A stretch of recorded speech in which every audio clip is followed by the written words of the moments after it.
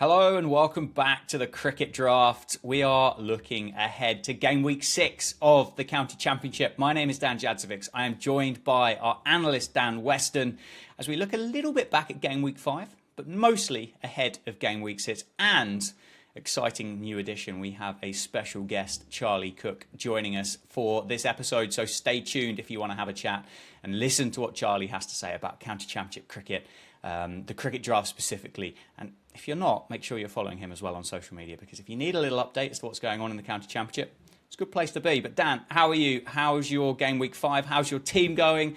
And I'm sad to say you've made up a few points on me. 90 points, mate. We're getting towards 200 points gap at the top of the mini league that we've got, and we all had good weeks, really, didn't we? 1,500 plus, so well above the league average. So I'm pretty happy with my efforts in game week 5. Yeah, similar, just over 1,500 points.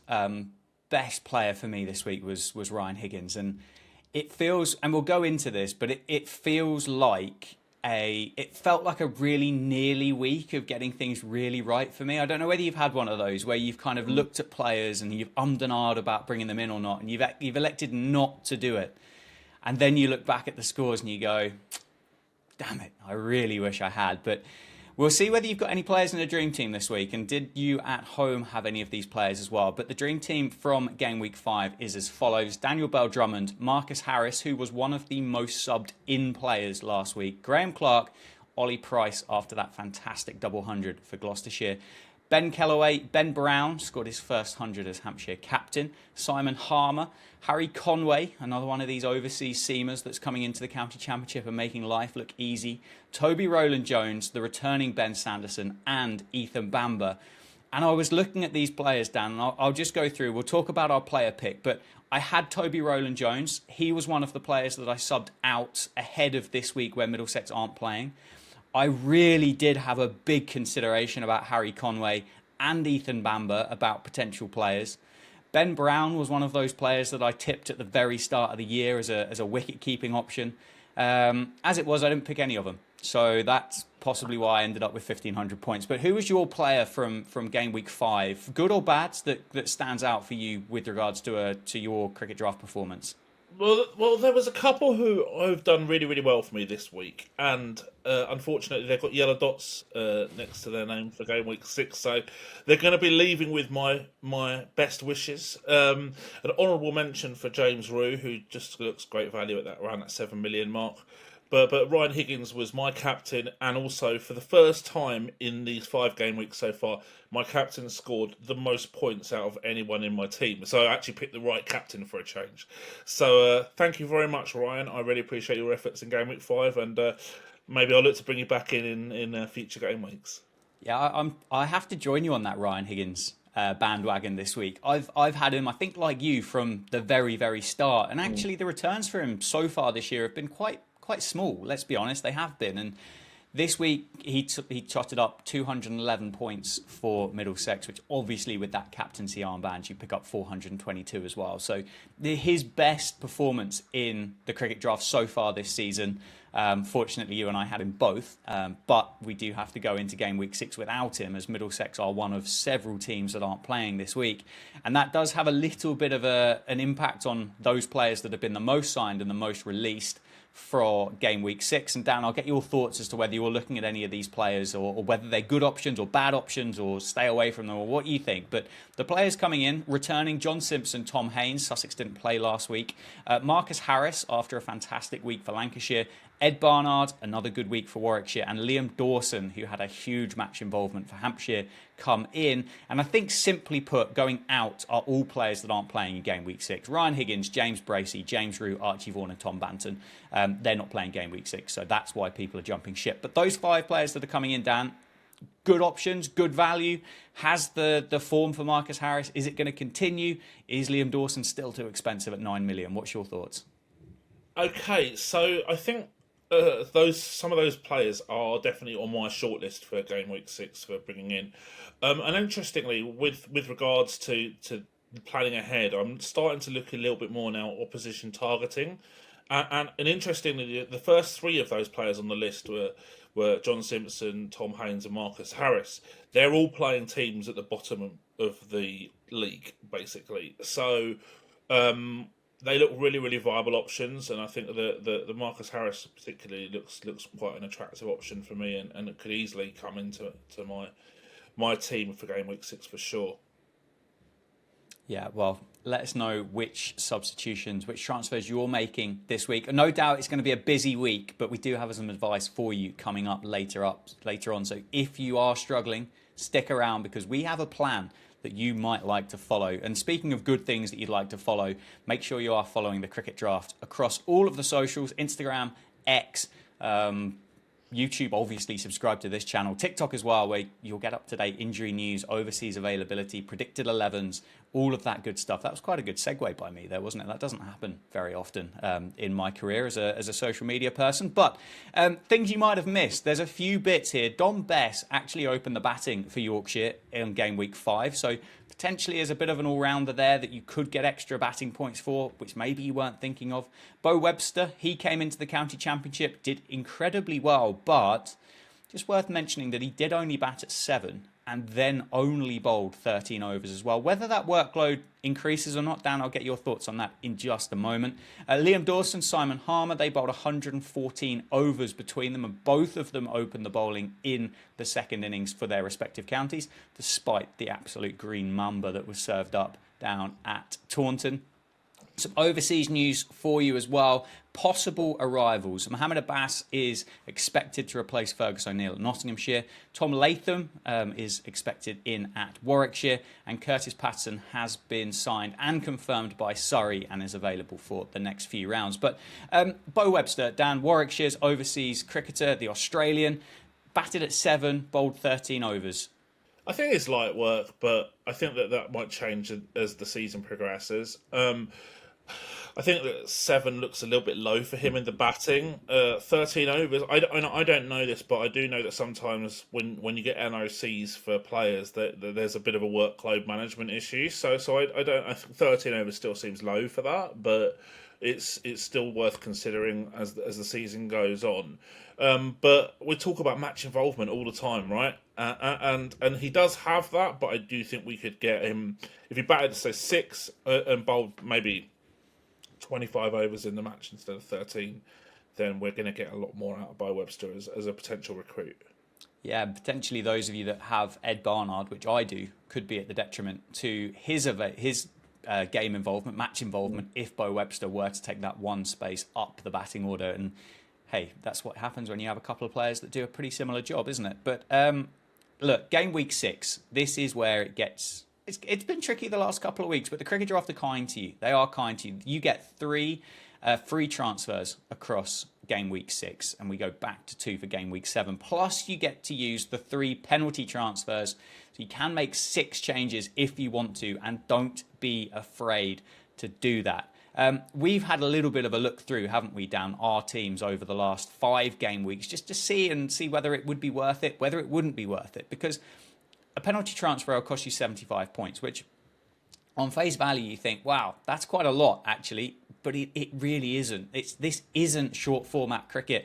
Players get 2 bites at the cherry to go and contribute towards your team, which makes 75 points so much easier to actually reach. And I had a look through my team for the last 5 game weeks, Dan, and of my 15 players per week, 46 of 75 of them have surpassed 75 points, and not really surpassed them by a point. They've surpassed them by 50.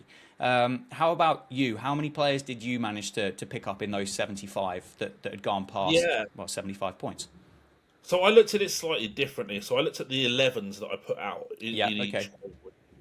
And I had even more incredible results from that when I looked at it. I was really surprised actually. So 42 of my 55 players across 5 game weeks scored 75 plus, and that was 76% of my team overall. And 10 of my players in game week 5 scored 75 or more, and one on my bench did too. And again, as you say, Dan, a lot of this was upper hundreds and stuff like that. So look, I think that what actually is really, really important to look at the value of these penalty transfers. When for example, in a league like the Big Bash, where it's maybe not quite as useful because you've only got one, as I said, one bite of the cherry in a T20. You've got two bites of the cherry for longer periods of time in a 4-day match. Actually, it becomes a lot more viable. The average points per player is a lot more than what you would get in a T20 tournament, for example. And you've used a couple of penalty transfers this season already, haven't you? Definitely 2 in 1 week where you got a little bit stitched with some late kind of availability. I certainly used one so far, and unfortunately, I'm definitely going to have to use another one this week. But I don't think you have to limit yourself. You can. Why not? Why not take a huge roll of the dice and try and catch up with your mates? If you pick the right players, all of a sudden you're going to be looking at what? 3 players that are picking up 250 points each, and then all of a sudden you're cooking, aren't you? Yeah, 100%. So I went back and I had a look at Gameweek 4 where I did the 2 penalty transfers, and the players that I bought in were overwhelmingly successful. I mean, Ian Holland alone got 356 points for me, bringing him in as a penalty transfer, and I got 1366 points for the week, which was just over 500 points above the game week average, and that's even taking into account the 150 points from the 2 penalty transfer. So, yeah, I mean, I think that says it all, really, doesn't it? Yeah, the message is don't give up. Use those penalty transfers if you need to, and stay in the game and keep chomping at your heels of your mates and your leagues that you're playing in and stuff like that. One final thing, Dan, just to think about for Game Week 6, before we bring in Charlie and talk about his team and talk about the county championship and how the cricket draft's working for him. But what about the double captain for this game week? There 2 googlies. I've already used my 12th player. I don't know whether you have or not, but you do get 2 googlies across the course of the season. The double captain is one of those where essentially you get 2 players with the captain's armband, so 2 players get double points. Is it a good option this weekend? Potentially, with a good weather forecast and potential for some opposition targeting, that could well be a viable option. I'm not sure if I'm going to do it. I like to try and keep these under my hat for a little while, and I forgot you used your googly actually, Dan, at one point, because maybe that's the gap between us at the top of the table. It will contribute. It will contribute. But Dan, let's bring in Charlie and let's have a chat with our guest this week and find out how the cricket draft's going for him. First of all, Charlie, for those that don't know who you are and what you do you fancy giving yourself just a little bit of an introduction? I have done my best so far, but I reckon straight from you would be a better job. Well, I watch a lot of cricket. I talk about a lot of cricket, a lot of county championship stuff, IPL at the moment, England games when they're on. I like to do kind of a minute and a half breakdown on TikTok, Instagram, wherever you find it. I have my own podcast that goes out. We chat about various sorts of cricket. I probably watch too much cricket. I'm a cricket holic is my biggest problem. I've been looking at a few bits for the cricket draft, putting some points into some of my reviews, who's done well, who's done poorly, and I'm not sure if it's actually related to my cricket draft team yet. I should probably listen to myself a little bit more than I do already. Yeah, well, how is the cricket draft going for you? Where are you at the moment? You're just inside the top 500 for the county championship in 2025, which I think is an incredibly impressive place to be. Yeah, I'm relatively happy with it. I just missed out on a top 100 last year. So the goal, and I was 50th going into the last week. Had the worst week I could possibly have, and now I'm trying to kind of bring it back a bit and try and break into that top 100 this year. I've had some shockers. I haven't had some great picks so far. I don't think a batsman's actually scored a run for me since game week 1, when I had Tom Banton who scored 500 for me. So it's been a struggle. Yeah, well, hey, there's a long way to go. And that is the positive with the county championship. It goes on and on and on. The players call it a grind. We love it. Yeah. Who has been your standout selection, or who's been the player that you've really enjoyed watching and putting in your cricket draft team this year? You can have more than one, but it's just kind of open to you there. Who's stood out for you? Farhan Ahmed has been a really nice pick. He was nice and cheap. I think he was under 5 million. I knew that he was going to get first dibs on that spinner at Notts, and I thought that's a good pickup. He's going to bowl a lot of overs, especially early in the season. And it paid off with, what was it, 4 that he picked up for Notts, the game week 4 was it that he picked it up, and I've really enjoyed him watching him bowl, I think he's definitely one for the future, and wouldn't be surprised if he's playing for England pretty soon.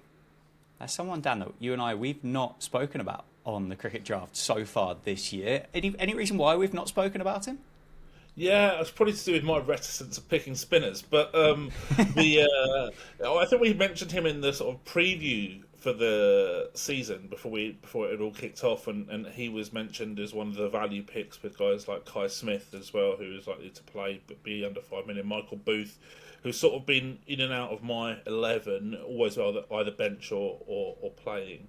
So those are some good options, I think, really, for those sort of sub 5 million budget enabling picks who are actually doing really, really well and holding their own. Do you fancy, Charlie, using this opportunity to name and shame one of those batters that hasn't quite worked for you? You mentioned that a lot of them haven't scored any runs for you, but was there a transfer that you were particularly excited about bringing into your team and hasn't worked for you this year?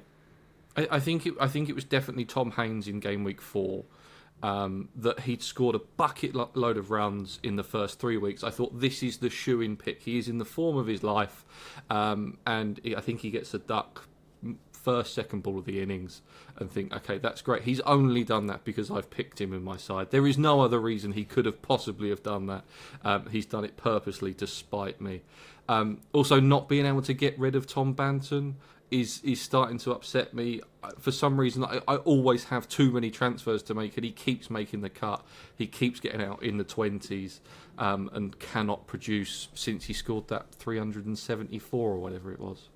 He's quite a cheap option, relatively speaking, as a batter, isn't he? I think he's 6.7 million, which I'm in the same boat as you. He's a player that I would quite like to have moved on from, but as you say, just haven't quite been brave enough to actually make the cut or use that extra 75 points to chop him out of the team. Because, like Dan and I, we spoke, didn't we? We said about the fact that actually once that score has happened, what's the likelihood of that happening again, at least in the immediate future? But you mentioned about your transfers. The last couple of weeks have been tricky for cricket draft players. There have been counties that have been on weeks off and counties that have played in between those.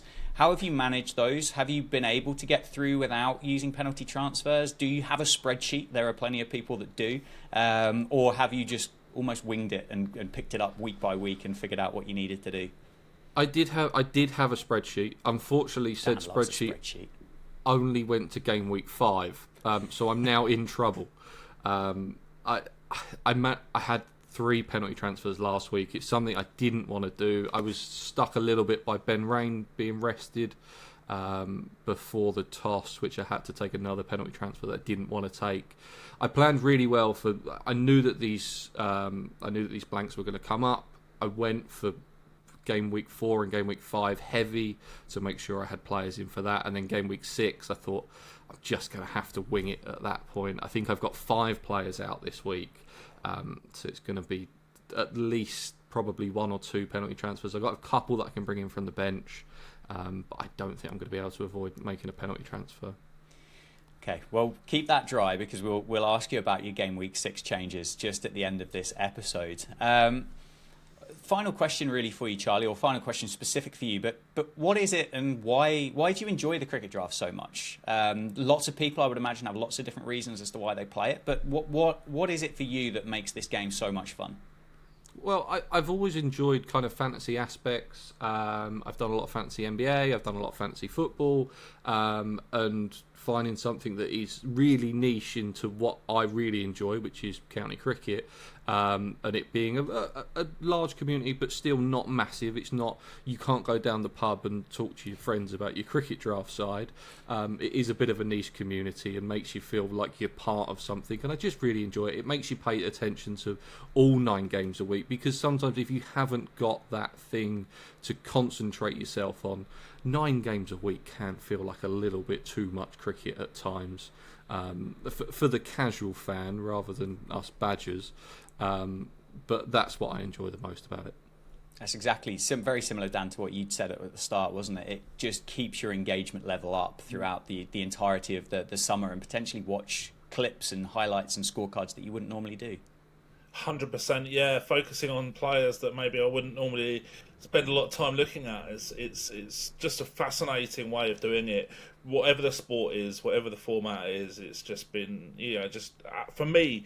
If you're looking at it from purely a fan's perspective, it's just an incredible way of engaging with sport on a daily basis. And it's interesting because Charlie's talked about not being able to go to the pub and speak to his mates about it, but that's given me a couple of ideas. What about a cricket draft social where everyone goes and we can speak about it in the pub? I don't know. Maybe that would be a fun way to do it in the future. We'll send it over to the producer and we'll see what he has to say at the end of the episode. Hey, right, final thing that we just want to run through is the preparation and the talk about Game Week 6. What substitutions, what transfers are going to be made, how many penalty transfers we're going to make, how many players we've got out. Charlie, you've already mentioned you've got 5 missing this week. But Dan, let's start with you. Who isn't available? How many aren't available? Are you using penalty transfers, and which players are you looking to bring in? I'm going to go full transparency so far this week, Dan, so you're welcome to join me with that, or if you want to keep things under your cap, you crack on. I'll give you a degree of transparency, I think will be fair. It'd probably be easier for me to list the players who don't have the dreaded yellow dot next to them rather than those who do. Maybe I should start looking at this from a spreadsheet perspective a little bit more. I actually did try and plan in advance as well, but it was a tough spot for me after Game Week 4. I think I mentioned that last week, is that I knew that I was going to be struggling here, even with that planning in advance. Maybe I need to work out and plan 2 to 3 game weeks in advance. Now, maybe build that spreadsheet might be worthwhile exercise. But it looks like penalty transfers are going to be the order of the week. I've messed around with my team a little bit, and I can get it to be a solid enough side with my bench options, bringing guys like Kai Smith and Michael Booth into the team, and I've still got 5 yellow dots. So assuming that there's not some random resting of players and stuff like that, which you can never really know for sure until the time, it looks like I'm going to be doing 2 penalty transfers. I've got Caleb Jewell, Logan Van Beek, Ian Holland, Ryan Higgins, captain, and Dane Patterson, who look like they all need to exit my 11 in some way, shape or form. Yeah, well, I'm sat there with 7 at the moment. Caleb Jewell, Ryan Higgins, Ian Holland, Lewis Rees, Tom Banton, Cody Youssef, and Ben Geddes are all with the dreaded yellow dot for Game Week 6. So you might think I was panicking a little bit, but as it stands, I've only had to use 1 penalty transfer to get a full kind of 11, as you say, assuming there isn't a rogue rest and rotation policy pop up from one of the counties. But the players I'm bringing in off the bench, John Simpson returns, Tom Prest returns, and Safe Zabe come back into the 11 for me, which means I have to make 4 substitutions or 4 transfers, one of which will be a penalty. But I'm thinking Dan Lawrence comes in at the top if the weather is good. Warwickshire so far has felt like a bit of a run fest as well. And if he can actually get maybe 15, 20 overs of spin from Dan Lawrence, that would be quite handy. Luke Proctor, bit of a like-for-like swap with Ian Holland. Josh Tong as well, I'd bring him into that side. He's been in good form, plus he's playing at Trent Bridge, which so far this year has proved like a pretty tough place to go as a batter. And then the guy that we mentioned earlier, it's the one that I'm not sure about, Dan, but it's Bo Webster. I really want him because I think he's absolute gold, but I don't know if I can justify 7.7 million on him if he's going to bat 7 and bowl a handful of overs. I don't know if that's going to be what I'm after. But Charlie, let's look at you. Is this the week you finally managed to chop Tom Banton from your 15? Yes, he's gone, and he's never coming back. I'm really sorry, Tom, but I can't do it. You've scarred me for the last 4 game weeks after thinking, no, it's going to get better. I need to give up on him at this point. So he's going to be gone. I've got Van Beek out, Colin Ackerman out, Higgins and Zafar Gohar that all need to come out. I've got Ethan Brooks that can probably come in off the bench, but that's about it, unless Dan wants to give me any insight onto whether all playing for Northants this week would be handy. I don't know, to tell you the truth. Okay. I don't know. I'm probably going to... I mean, at what point do we start picking all the players that are playing against Worcestershire? I'm sorry, Worcestershire fans, but it's been a bit of a struggle this week. So Notts bowlers probably high on the list that I'm looking for, and I try and pick as many all-rounders as I can in that all-rounder spot to try and get as many batting and bowling points out of them as possible. In terms of who I'm going to nail down, Josh Tong coming back in would be nice. I'm not 100% sure what's happening in with the England extended camp that they're doing before the Zimbabwe. Do we know if England players are playing this week, or are we still up in the air until the squads come out? I haven't heard anything this week. Dan, I don't know whether you've seen anything on socials of player availability. I wouldn't take anything for granted right now, and I think it's actually a really high risk option in bringing in these players in until you know that they're definitely playing at sort of like 11:15 on game day, because otherwise, you know, we're really at risk of the whims of the selectors and the ECB. Yeah, well, there we go. Plenty to think about for Game Week 6. Just remember, have a listen back through and take that advice on board about those penalty transfers, because they're not quite as scary as what you might think. Dan, thank you for joining me as usual. It's been good fun to chat with you and find out how your team's looking. Charlie, thank you for joining us this week. If you aren't following Charlie across the social media platforms, please go and do so, because it probably will help. Well, maybe take Charlie's advice on board, but don't do what Charlie does, because I think that might help your cricket draft team. If you need highlights, little recaps of the county championship, specific matches, players like that, Charlie's your man. So go and give him a follow across social media. Make sure you're following the cricket draft. And we'll see you next week when we talk about Game Week 7.